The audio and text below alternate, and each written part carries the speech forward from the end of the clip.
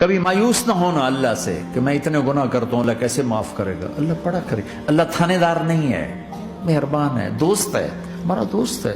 اللہ سے باتیں کرو، اللہ سے یاری لگاؤ، اللہ کو دکھڑے سناؤ. یا اللہ میرے ساتھ یہ ہو رہا ہے تو کچھ کر دینا. اللہ سے لاڈ کرو جیسے ماں سے لاڈ کرتے ہو.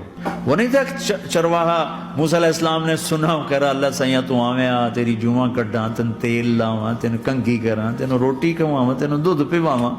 یہ اللہ سے باتیں کر رہا. تو موسیٰ علیہ السلام نے اس کو بدبخت یہ کیا کہہ رہا ہے؟ کہہ رہا ہے یا اللہ تو میرے پاس آ، میں تمہیں تیل لگاؤں، تیری جویں نکالوں، تیری کنگھی کروں، تجھے بکری کا دودھ پلاؤں. تو وہ تو بیچارہ ڈر کے رونے بیٹھ گیا.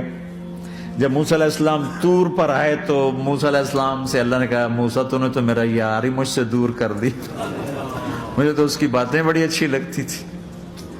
تو نہیں یہ کیا، جا اس کو خوش کر کے جیسے ناراض کر کے آیا. میرے نبی مسجد میں صحابہ ہنس رہے تھے تو آپ نے فرمایا جو میں جانتا ہوں تم جانو تو تمہارا ہنسنا بند ہو جائے، رونا زیادہ ہو جائے. تو سب صحابہ نے زاروں قطار رونا شروع کر دیا.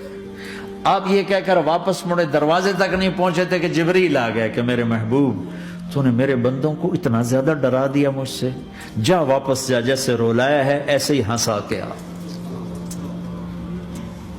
اللہ پاک تو ہمارے مالک خالق، ہمارے مہربان.